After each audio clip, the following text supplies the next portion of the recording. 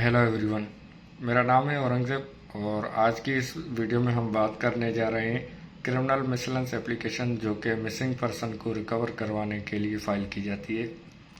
अगर किसी भी शख्स को गवर्नमेंट या फिर प्राइवेट बंदे उठाकर ले जाते हैं, अगवा कर लेते हैं या फिर उसको कैद कर लेते हैं। यहाँ पर अगवा से मुराद कि उसको हब्से भेजा में रखना या फिर उसको कैदी बनाकर रखना बगैर किसी जुर्म के, या फिर अगर उसने कोई जिसको कैद किया गया है कि कोई गुनाह किया है या कोई उसके खिलाफ क्राइम रिपोर्ट मौजूद है तो उसको फेयर ट्रायल करके और कन्विक्शन दी जाए, मतलब पनिशमेंट दी जाए, या फिर अक्यूट किया जाए, मतलब आज़ाद किया जाए। तो आज हम बात करने जा रहे हैं हेबियस कॉर्पस, जो कि किसी को हब्से भेजा में रखने के मुतालिक एक एप्लीकेशन फाइल की जाती है। ये एप्लीकेशन मैंने फाइल की थी हाई कोर्ट में। आप डिस्ट्रिक्ट एंड सेशंस कोर्ट या फिर high court of Sindh at Karachi, Lahore, Quetta, Peshawar या जहां भी आपने फाइल करनी हो आप फाइल कर सकते हैं। इसका टाइटल कुछ इस तरह से बनता है कि in the high court of Sindh at Karachi criminal miscellaneous application number of 2022। सबसे पहले आपने जो एप्लीकेंट होते हैं पिटिशनर, उनकी मुकम्मल डिटेल लिखनी है, नेम और सन ऑफ मुस्लिम एडल्ट, उसके बाद उनकी मुकम्मल डिटेल। वर्सेस, अब वर्सेस किसके आप फाइल कर रहे हैं, द स्टेट एंड अदर, उनको आपने रेस्पोंडेंट बनाना है। तो सबसे पहले जो पेज होता है फ्रंट, उसमें आती है इंडेक्स, जिसका ड्राफ्ट मैं आपको शेयर कर रहा हूँ इस वीडियो की मदद से कि आप देख सकते हैं। सबसे पहले हम इंडेक्स बनाते हैं, serial number, description, annexure, page number. अब memo of criminal application, annexure, page, उसके बाद supporting affidavit, copies of applications to official respondents, urgent application, exemption application and वकालतनामा, एंड फिर लास्ट में कराची डेटेड, उसके बाद एडवोकेट फॉर द एप्लीकेंट, जो कि ये पिटीशन मैंने फाइल की थी। तो बढ़ते हैं मेन मेमो ऑफ पिटीशन की जानिब। ये इसका मेमो ऑफ पिटीशन है in the high court of Sindh at Karachi criminal miscellaneous application of 2022। उसके बाद इनका नाम, son of Muslim adult by caste, resident, house number जैसे मैंने यहाँ पर लिखा हुआ है, एप्लीकेंट। वर्सेस, अब वर्सेस ये किसके खिलाफ है, द स्टेट एसएसपी डिस्ट्रिक्ट शर्की, मतलब SSP east, station house officer Korangi number 4 district शर्की, मतलब ईस्ट कराची। उसके बाद station house officer Bilal district शर्की। उसके बाद जो कि अगर किसी पर शक है तो उसका नाम हमने लिखना है, प्राइवेट पर्सन। उसके बाद फिर लास्ट रेस्पोंडेंट आप देख सकते हैं कि उसकी मुकम्मल एड्रेस दी हुई है रेस्पोंडेंट से। अब यहाँ हमने लिखना है डिटेनी, जो detainee Musammat so and so, son of daughter of so and so, wife of aged about 20 years, real daughter of applicant. इसका टाइटल इस तरह से बनेगा, application under section 491 CRPC। The applicant name above respectfully submits as under. अब para number 1 के date, the applicant is respectable citizen of Pakistan and resides at the above captioned address. The detainee is the real daughter of applicant, hence the rights and privileges are guaranteed under the law. ये application बाप की तरफ से बेटी की recovery के लिए file की गई थी। उसके बाद पैरा नंबर 2 के date about 5 months back the applicant got married of his daughter with private respondent number 5। अब जो रेस्पोंडेंट नंबर 5 है उसके साथ जो पिटिशनर है, एप्लीकेंट है, और उसकी बेटी ने शादी की थी।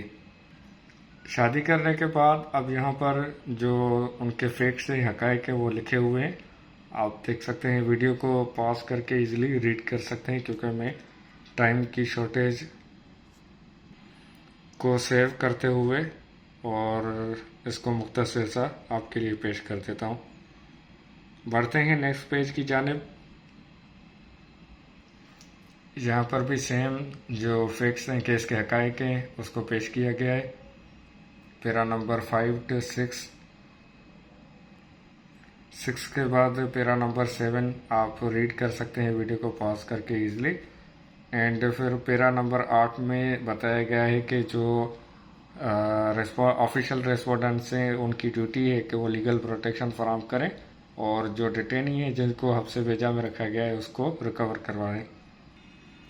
तो उसको एप्लीकेशन करने के बाद ऑफिशियल रेस्पोंडेंट्स को कोई फ़ायदा ना होने की सूरत में या फिर नो अदर अल्टरनेट रेमेडी होने की वजह से हम ये पिटीशन फाइल कर रहे हैं, ये एप्लीकेशन फाइल कर रहे हैं हाई कोर्ट में। इसके बाद पैरा नंबर 10 आप देख सकते हैं कि हम ये बता रहे हैं कि इससे पहले कोई इस तरह की एप्लीकेशन फाइल नहीं की गई। अब बढ़ते हैं प्रेयर क्लॉज की जानिब।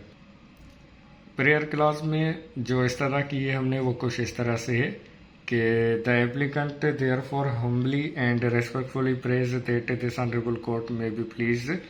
अब prayer clause A to issue rule nisi मतलब एक डायरेक्शन होती है जो कि ऑनरेबल कोर्ट की तरफ से जारी की जाती है कि जब तक उस पर अमल नहीं होता कुछ भी हो सकता है। मतलब ये एक कमांडिंग अथॉरिटी होती है कोर्ट की तरफ से जिसमें वो एक डायरेक्शन देते हैं लॉ एंड एनफोर्समेंट से एग्जीक्यूटिव्स को कि जो एक हुक्म है उसको पूरा किया जाए। Whereby directing the respondent number 2 to 4 to recover the safe custody of the detainee, daughter of applicant, namely Masmat so-and-so, and produce her before this honorable court.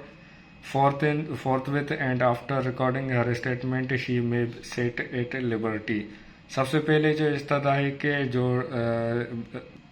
Applicant की डॉटर है, जो बच्ची है, उसको आज़ाद करवाया जाए, उसकी स्टेटमेंट बयान रिकॉर्ड करके उसको लिबर्ट मतलब आज़ाद किया जाए, खुद मुख्तियार छोड़ दिया जाए कि वो चाहे फिर फैसला करे कि जहाँ भी जाना चाहे।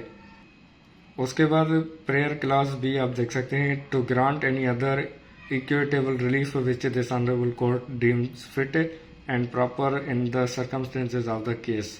अगर कोई इस तरह की नोयत का फ़ायदा देना चाहे ऑनरेबल कोर्ट तो बिल्कुल दे सकती है या दे, जो कि केस के हालात के से मिलते जुलते हैं। उसके बाद एप्लीकेंट, ये आप देख सकते हैं advocate for the applicant Karachi dated. ये अर्जेंट एप्लीकेशन आप देख सकते हैं कि मैंने इसमें बनाई हुई है in the high court of Sindh at Karachi criminal miscellaneous application number applicant versus the state and others urgent application under rule 9 chapter 3A volume 5 of the high court rules and orders. It is prayed on behalf of the applicant that this honorable court may be pleased to fix the above matter as urgent motion।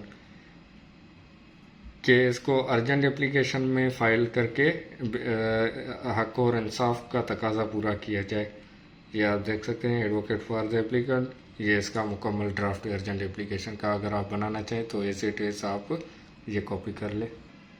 And फिर last में affidavit आप देख सकते हैं कि affidavit बिल्कुल as it is इसको support करने के लिए बनाया गया है। अगर आप ये मेमो पिटीशन फाइल कर रहे हैं या 491 तो उसके साथ आपका एफिडेविट होना लाजमी है, जो कि इस तरह से ही बनेगा। ये आप देख सकते हैं, आप इसको बिल्कुल एज इट इज़ कॉपी करके पेस्ट कर सकते हैं।